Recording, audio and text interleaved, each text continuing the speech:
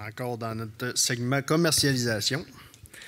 Avec l'important développement dans la production biologique et les prix variables qu'on a connus ces dernières années, on trouvait important de faire un état des lieux quant aux perspectives de marché. Nous avons demandé à M. Gilbert Lavoie, un habitué de la Journée Bleuet, de creuser la question pour nous. Gilbert est économiste et cofondateur de la firme Forêt Lavoie. Alors, Gilbert, c'est à toi.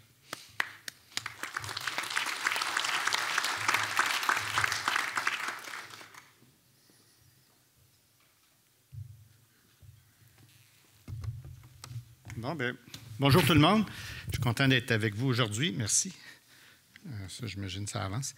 À vrai dire, c'est pas moi qui est supposé être ici. C'est supposé être quelqu'un de chez nous, mais cette personne-là est actuellement en Europe. Fait que j'ai eu le plaisir de le remplacer.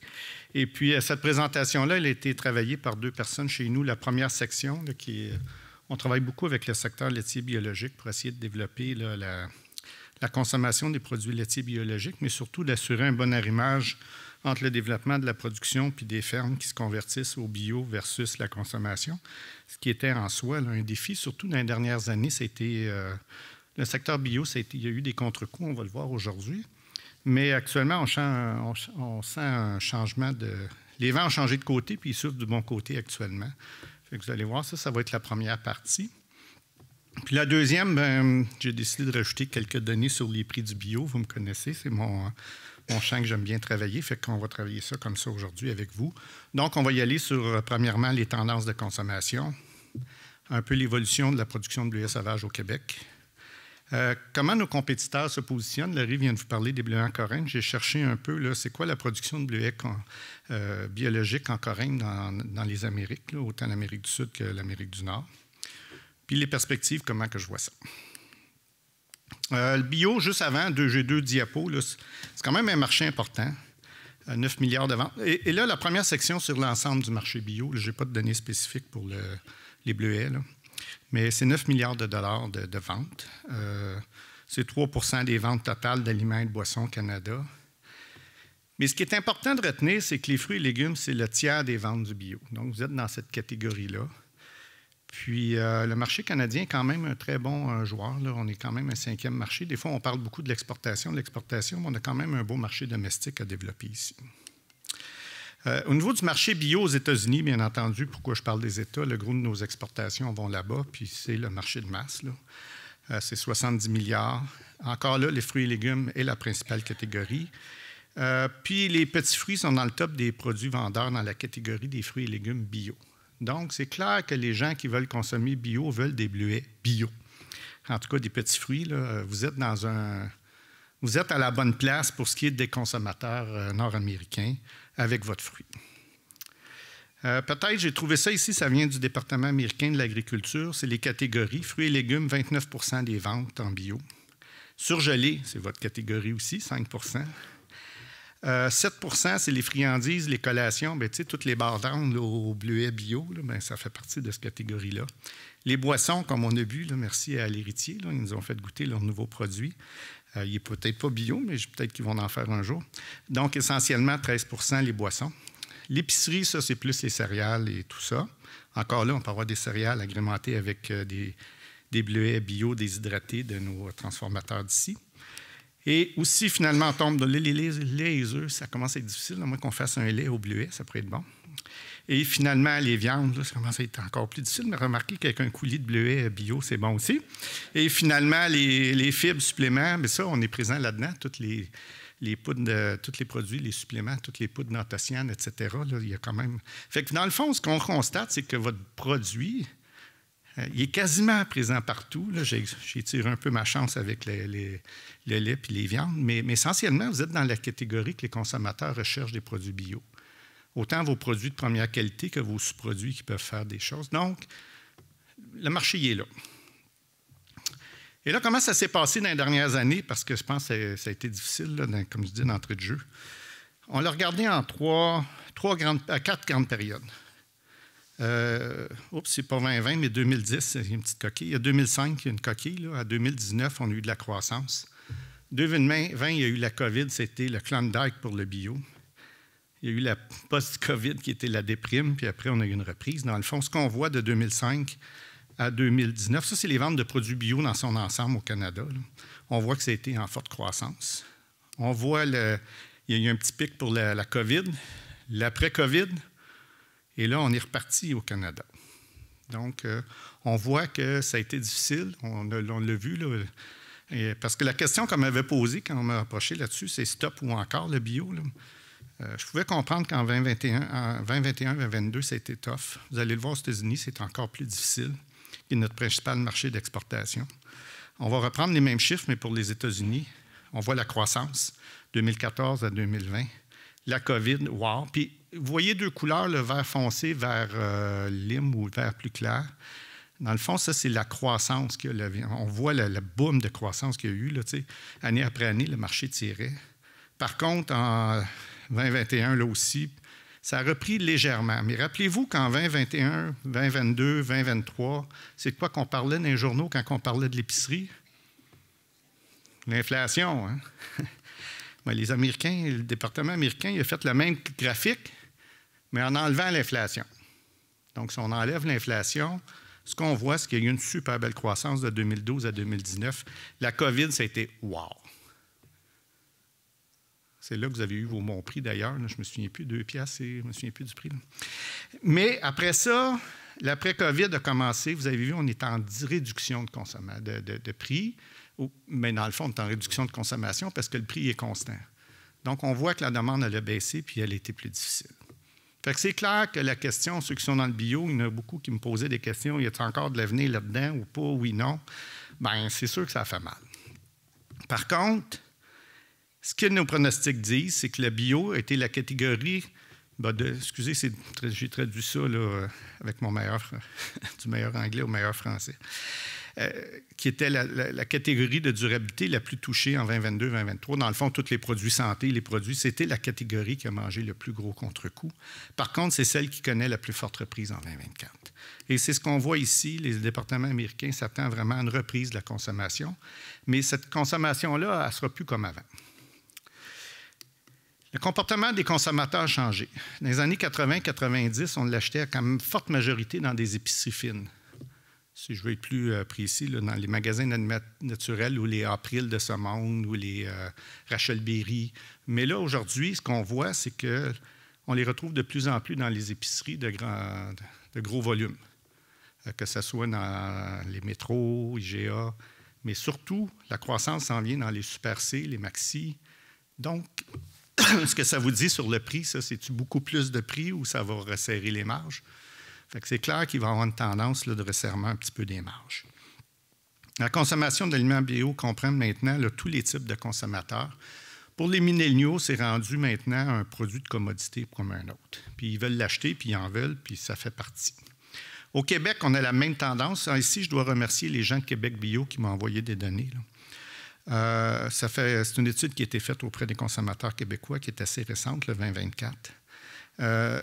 Le choix de l'alimentation biologique est désormais davantage lié au mode de vie des consommateurs. Le facteur revenu et scolarité sont de moins en moins importants.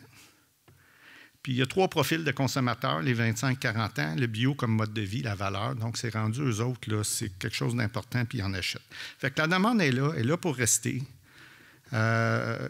Les 35-54, ils vont en acheter de temps en temps, mais le prix est important. Puis les gens de ma génération, bien, on se dit qu'il faut rester en santé, fait qu'on en achète, puis on n'a plus les enfants à la maison, fait que le prix, c'est moins important. Donc, non, mais c'est la vraie vie, là. Fait que la hausse des ventes des produits bio dans les magasins escompte est en forte croissance. Si vous allez dans les Maxi, les Super C, vous allez voir les étals, là, puis les superficies de bio prennent de l'ampleur de fois en fois. Fait qu'essentiellement, c'est là que la consommation s'en va. Il va rester des primes sur le bio, mais ça ne sera peut-être plus les primes qu'on a déjà connues. Et je vais y aller là-dessus. J'ai fouillé un petit peu. Je vais présenter le profil au Québec. Ça, c'est les superficies qui sont certifiées bio au Québec. C'est pas compliqué à trouver. Vous avez ça sur le site Internet de Car TV. Là, je cherche le terme. Ceux qui font les certifications, qui approuvent tout ça. Donc, on voit qu'on avait à peu près 8000 hectares. Là. On a eu un apogée autour de 2020, 2021. On voit que les baisses de prix puis de marché ont eu un impact. On est passé de 9700 hectares à 8000 qui étaient certifiés bio. C'est pour l'ensemble du Québec. Ce n'est pas juste le Saguenay-Lac-Saint-Jean. Puis il y avait 83 entreprises certifiées là, en 2023. Quand je le regarde en termes de superficie globale, on est monté jusqu'à 25 % de nos superficies de bleuetière qui étaient certifiées bio. On est rendu à 20 %. C'est quand même un volume important. C'est un distinctif important. Vous allez voir dans ma conclusion, là, puis je vais faire un lien avec la conférence de Laurie. C'est un facteur qui, à mon avis, est important pour nous au Québec. Là. Le bleuet forêt, il ne faut pas l'oublier. C'est la production de bleuet forêt qui a été déclarée au plan conjoint. Ça en fait peut-être un peu dans les autres régions. Ce qu'on voit, c'est que des cueilleurs, là, je ne vous apprends rien. Je ne vous apprends pas grand-chose, il n'y en a pratiquement plus. On est passé de 3 millions. Bon, puis quand j'ai commencé à travailler avec vous, il me semble qu'on était dans les 10 millions de livres il y a une dizaine ou une quinzaine d'années. On est rendu à 500 000 livres de bleuet forêt. Fait que c'est là aussi, il y a une baisse là, de production assez marquée. C'est plus vraiment là. Fait que j'ai fait une estimation de la production. Pas compliqué. J'ai assumé les mêmes rendements d'un bleuetière biologique en me disant que souvent une fois que c'était les plus belles bleuetières qui avaient été converties en bio. Là. Donc, essentiellement, ce qu'on voit, c'est que la production fluctue à l'instar de la production commencée avec la météo, comme le reste. Mais on a monté jusqu'à 30 millions de livres. L'année dernière, j'estime qu'on a produit à peu près 20 millions de livres de bleuet bio au Québec, le bleuet sauvage. Les prix, c'est les prix que reçoivent aux producteurs qui sont publiés pour le plan conjoint. La ligne en bleu, c'est nos bleuets conventionnels. Puis la ligne en vert, c'est les bleuets biologiques. Donc, ce qu'on peut voir, c'est que l'année 2021 était vraiment particulière. C'est clair, il n'y a pas eu de production, puis il n'y a pas de production de bleuets biologiques. Donc, on voit que les écarts, je vais revenir sur l'autre, ce qui vous intéresse, c'est ça. L'écart était assez stable autour de, à part l'année de 2021, on peut parler d'un écart de 30-40 sous, là, entre 25, 30, 40 sous la livre de plus pour le bio que le conventionnel. Puis là, les économistes, on aime ça jouer avec les pourcentages. Souvent, le monde me demande, Gilbert, combien de pourcents de plus qu'on va avoir dans le bio? Bien, ça dépend toujours comment tu te compares. On voit quand les prix étaient très bons, comme cette année, en 2023, à 35 cents la livre, le bio, il y a eu 60 quelques sous, là, je ne me souviens pas le chiffre exact, mais c'est 83 % de plus de quoi. Donc, des fois, j'aime mieux travailler avec l'écart relatif, là, parce que c'est ça qui vous parle plus dans vos coûts de production. Mais on voit qu'on a quand même eu là, des écarts qui sont maintenus autour de 30 sous la livre. Là. Ça devrait demeurer dans les prochaines années. Nos compétiteurs, elle vous a parlé des bleuets en corinne, Laurie, mais moi, je suis allé voir du côté des bleuets en corinne biologiques, qu'est-ce qui se passe? Merci à une de mes employées qui est parfaitement bilingue en espagnol. On a cherché beaucoup là, tout ce qui se passe sur l'Amérique du Sud et on a trouvé quelques études avec beaucoup de données. C'est la production de bleuets biologiques en Amérique. Je vais y aller pays par pays, puis avant de sursauter sur l'Argentine, je vais vous donner mon commentaire éditorial. Pour ce qui est du Canada, quand je dis Canada, Corinthe, c'est la Colombie-Britannique, c'est à peu près 5 % des superficies qui sont certifiées bio. Les États-Unis, on joue autour de 15 %. Toujours dans le bleuet Corinthe. C'est surtout sur la côte ouest américaine. Le Chili, 25 % de leur superficie est bio. Le Pérou, 12 % L'Argentine, ils disent 80 %, j'en doute. En Argentine, il faut toujours se méfier un petit peu de ce qui sort des données de là-bas. Là. Mais vous allez voir, finalement, dans notre segment de congelés, ils ne sont pas présents, ça fait que c'est moins un enjeu. Le Mexique, 15 % puis le Québec, 20 %. En tonnage ou en livres, qu'est-ce que ça veut dire? Canada, on fait 9 millions de livres de bio, puis j'ai mis à côté la proportion qui est congelée. Ils font 5 millions de livres de bleuets congelés. Les États-Unis en font 115 millions de bleuets bio. Le reste, l'écart entre les deux, ça s'en va au marché frais. Ils privilégient le marché congelé. Se conserve mieux. C'est sûr qu'un des enjeux du bio, il faut le vendre rapidement. Puis si les marchés sont concentrés, des fois, ils congèlent. Chili, 35 millions de livres, dont 20 % gelés. Ils en conservent juste 15 sur le frais. Pérou, c'est l'inverse. C'est un gros producteur. Pérou, c'est rendu le plus gros producteur mondial. Il continue à croître, mais il demeure concentré dans le frais. Ils ne sont pas encore vraiment dans le bio, dans le congelé. Et donc, le gros de leur volume de bio, eux autres, ils le vendent bio frais. Vous allez voir tantôt pourquoi.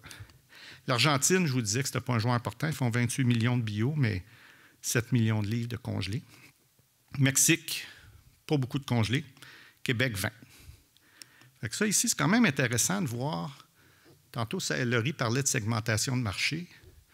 Dans l'offre quasiment mondiale, en tout cas nord-américaine de bleuets congelés, biologiques, le Québec, c'est 20 millions sur 120 millions de livres. Donc, on est quand même un joueur important. Puis, on a un distinctif, il est sauvage. Puis, dites-vous que les gens bio veulent manger santé, santé. Puis, en plus, sauvage, mais on a une coche de plus. Il nous reste toujours l'enjeu local, parce que les bio sont liés avec le local. Mais on a un potentiel fou de mieux positionner ce produit-là encore sur les marchés. Si je m'en vais maintenant dans les bleuets au Chili, les prix, parce que vous voulez toujours que je vous parle de prix, j'ai trouvé cette publication-là, qui est en dollars américains, que j'ai converti en dollars canadiens. Ça, c'est l'évolution du prix du biologique frais aux États-Unis, excusez-moi, au Chili, de 2015 à 2023. Ce qu'on voit, c'est que les prix ont baissé. Je ne vous apprends pas grand-chose, hein, nos prix ont baissé ces dernières années. Mais regardez le conventionnel. C'est quoi qu'on observe? L'écart, c'est-tu agrandi ou il est rapetissé? Il a diminué. Puis là, vous allez voir pourquoi les gens essayent de rester dans le frais, dans le coringue. J'avais juste une année de prix que j'ai trouvé, mais j'ai comparé avec d'autres. Ça, c'est le prix du bleuet coringue chilien congelé. C'est quoi qu'on observe par rapport au bleuet frais? Le prix est plus bas. Hein? Puis ça, c'est le conventionnel. Fait il y a un écart d'à peu près 30 % dans le prix. Dans le fond, le conventionnel congelé, ils le vendent 1,84 puis ils l'ont vendu 2,41 pour ce qui est du biologique congelé. Par contre, on voit que la catégorie congelée, il y a moins de prix que dans le frais. C'est pour ça que les producteurs de bleuets coringue, ils visent le frais, le frais, le frais, le frais. Il y a beaucoup plus d'argent. Maintenant, il me reste du côté canadien. Vous vous rappelez, le syndicat avait demandé, il faudrait que Nicolas me le rappelle, il doit faire 5, 6, 7 ans, 8 ans peut-être. On avait demandé au gouvernement canadien, mais finalement, en tout cas, pour faire une histoire courte, on a finalisé ça avec le gouvernement américain. On a créé un nouveau code SH. Ça, les codes SH, c'est quand les produits traversent la frontière. On espère sans tarif de 25 %. J'y reviendrai dans ma conclusion. Tu es obligé de dire ce qu'il y a dans tes conteneurs qui traversent. Fait qu'on a créé un spécifique. On avait demandé d'en avoir un pour le bleuet biologique en coringue, mais aussi pour le bleuet biologique sauvage. Sauvage, on n'a pas réussi à l'obtenir parce qu'il n'y avait pas assez de joueurs, donc ils n'ont pas voulu. Par contre, dans le coringue, ils l'ont créé. Fait que je suis allé voir les prix d'exportation des bleuets en coringue du Canada vers les États-Unis de 2018 à 2023. On voit que les prix ont été relativement stables ou légèrement en hausse. Puis ça, c'est le prix du conventionnel. Ce qu'on peut voir, c'est que l'écart de prix est resté relativement stable, mais il y a quand même des primes intéressantes entre les deux. Fait que ça, c'est ce qu'on sait au niveau des prix d'exportation des bleuets conventionnels en coringue du Canada vers les États-Unis, congelés, et du côté du bleuet biologique. Donc, on a quand même une prime intéressante. Vous voyez les prix, là, entre 2,38 et 1,49, j'ai un 80-90 sous d'écart, qui est assez stable là, dans le temps, là, qui est quand même intéressant. Fait que mes conclusions, moi, je pense qu'il y a des perspectives positives. La demande, elle reprend. Puis, à mon avis, c'est un atout stratégique qu'on reste dans le bleuet biologique pour deux raisons. Je sais qu'il y a des gens qui ne sont pas dans le bio ici aujourd'hui, mais j'aimais bien les graphiques de Laurie, là, ces bulles. Vous comprenez que le marché du bio, c'est un marché qui est plus captif que le marché du conventionnel. Fait que plus on fait de bio, qu'est-ce qu'on fait avec le bleuet coringue conventionnel? L'offre, elle diminue. Fait que ça l'aide aussi le bleuet conventionnel. Plus on fait de bio, mieux c'est pour le conventionnel. Puis quand le conventionnel performe, le bio performe mieux. Fait qu'il y a une spirale positive qu'on peut créer là. Donc, essentiellement, la demande, elle reprend. Les contre-coups de la COVID sont derrière nous. Les consommateurs le regardent, mais ils sont plus exigeants en matière de prix. Ça, je ne m'en cacherai plus. On s'en va vers les grandes surfaces.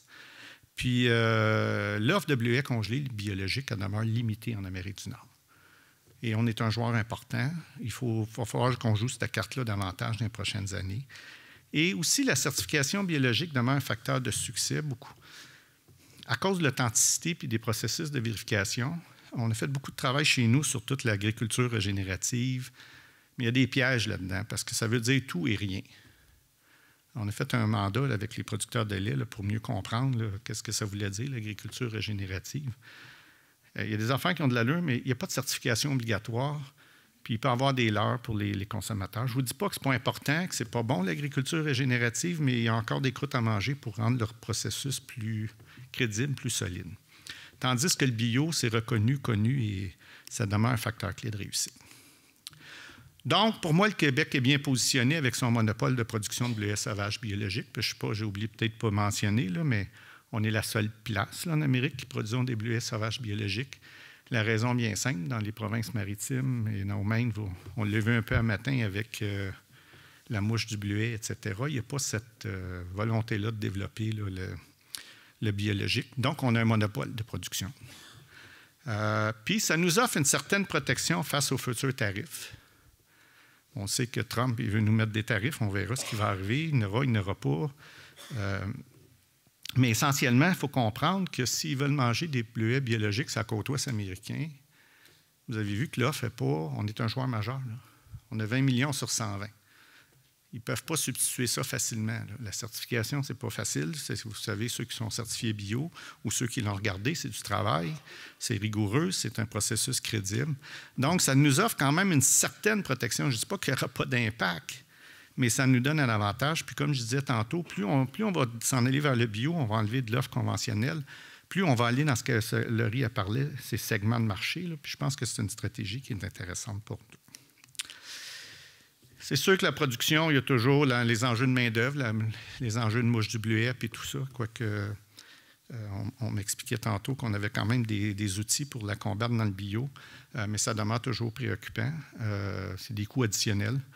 Donc, c'est des éléments qui, la main-d'œuvre, vous savez, pour les mauvaises herbes, il va falloir qu'on continue à travailler là-dessus, qu'on soit vigilant là, pour maintenir notre potentiel de production biologique, puis espérons-le, renverser la courbe du 25 vers le 20, mais qu'on reparte vers le haut là, dans les prochaines années.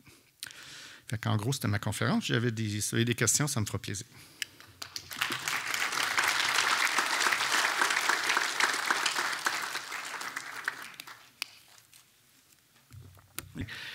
C'est sûr que faut que tu regardes le positionnement des transformateurs canadiens, là, puis là, ça n'engage que moi. Tu as un gars comme Wyman qui a fait une super belle job. Wyman, sont aux États-Unis, puis ils sont à l'île du Prince-Édouard. C'est quand même un bon transformateur. Puis ceux qui vont aux États-Unis, lui, il vend ses produits congelés avec son nom. Puis lui, là, il a valorisé le produit, puis il est allé jusqu'au bout de la chaîne, puis il vend dans les Whole Foods, tous les magasins où ce que le monde a de l'argent vont, là. Puis il fait une bonne job. Puis lui, il a réussi à maintenir sa structure de prix. Puis j'en ai parlé un peu. L'île du Prince-Édouard, quand on a planté, nous, à 35 sous, puis tous les marchés sont effondrés, là, eux autres, l'île du Prince-Édouard, ils ont maintenu leur structure de prix comme il y avait plusieurs années. Ils ont vendu très bien leurs produits. Tu as un autre joueur qui est ton leader dans le marché, qui s'appelle Oxford Food. Lui, c'est peut-être, là, je n'ai plus les derniers chiffres avec la croissance, mais c'est au moins, ça doit être pas loin de 50 de la congélation. Peut-être un peu moins, là. C'est le leader du marché. Mais lui, il traite son bleuet comme une commodité. Fait qu'il traîne c'est lui qui est le leader de prix. Fait qu'on est pogné là-dedans. Puis, je vais ouvrir une porte à Hugo et à Patrick. Non, c'est parce qu'il m'en maudit. Je vais vous conter une anecdote après. Parce que il ne veut pas travailler dans Wabana, il ne veut pas travailler avec les autres. Puis ça met tout le monde en rogne. Moi, je suis plus libre, je peux plus le dire. Là. Puis après ça, bien, vos transformateurs ici, je trouve qu'ils ont fait, c'est probablement ceux qui ont fait les meilleurs jobs dans le sens de différencier le produit boréal, sans pesticides. On ne trouve pas ça ailleurs. Fait que, tu sais, je ne veux pas protéger vos transformateurs. Là, je suis capable des fois de leur dire aussi quand ça ne va pas. Bien, historiquement, on a bien performé. L'année 2023, là, où c'est une année, ils se sont plantés. Regarde, c'est clair. Là. Ma joke que je voulais dire, bien pas ma joke, quand j'étais allé, parce que des fois, je vais donner des conférences dans les autres provinces, puis j'étais au Nouveau-Brunswick, puis M. Bragg, qui est le propriétaire de Oxford Food, il commence sa conférence, puis là, il se met à parler de mes feuillets d'infos, puis il m'appelle That Guy. Mais là, il ne savait pas que j'étais dans la salle. Fait que là, il part. Fait que là, quand il a fini sa conférence, c'était la pause, je me suis levé et je suis allé y parler. J'ai dit « Bonjour, M. Bragg ». J'ai dit « That guy, c'est moi ». Il était gêné. Là, j'étais content. Il a fini par s'excuser en me disant que non, il lisait mes feuillets et qu'il trouvait que je faisais une bonne job.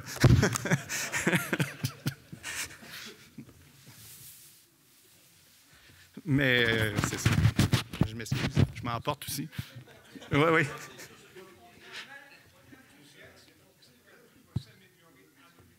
Non, cette année, en 2020, la récolte 2024, c'est pas un enthousiasme, c'est des faits. Là. Je regarde les prêts à l'exportation. Je suis prêt à signer que c'est plus que 35 cents, oui. À moins des tarifs. Mais puis, de toute façon, votre coût de production est sorti, là, il est autour de 65, 66 sous. Là, on ne peut pas vivre à ça. Puis dans les maritimes, c'est encore pire, là, parce que les autres, ils mettent à plein des pesticides puis des ci. M'a dit, quand je vais là-bas, là, je suis obligé absolument de parler de coût de production puis de stratégie. Qu'est-ce qu'on va faire pour retrouver notre coût de production? Là? C'est pas rose là non plus. Là. Merci beaucoup. Merci tout le monde.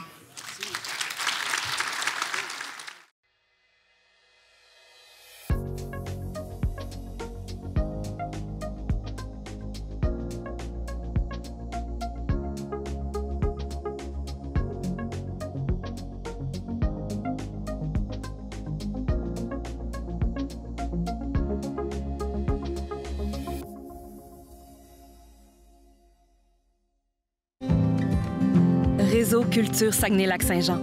C'est l'accès direct à 200 artistes, organismes, travailleurs et travailleuses culturelles. La culture au Saguenay-Lac-Saint-Jean, une culture de proximité. Si j'ai dans mon entourage des gens qui viennent d'ailleurs, ben, j'ai ma belle-fille qui aime ça faire la popote. Mais j'ai pris ça bien dur au début quand la famille aimait mieux ses desserts que mes tartes au bleuet. Et finalement, l'ouverture sur la cuisine des différentes cultures, ça a tout changé pour moi. Au fond, c'est enrichissant d'apprendre des personnes différentes de nous. Puis mes desserts sont bien meilleurs à cette heure. Oh! Je suis prête pour le lécher de doucher. On dit doce de leite, Martine.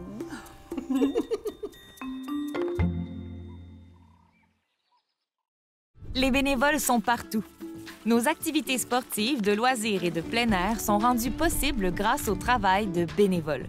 Ici, les bénévoles vous permettent de faire du sport dans votre quartier. Ici, les bénévoles participent à la tenue d'événements locaux. Ici, les bénévoles assurent l'entretien et la signalisation des chemins de randonnée. Dans votre centre communautaire de loisirs, votre association sportive ou votre club de plein air, tout prend vie grâce aux bénévoles.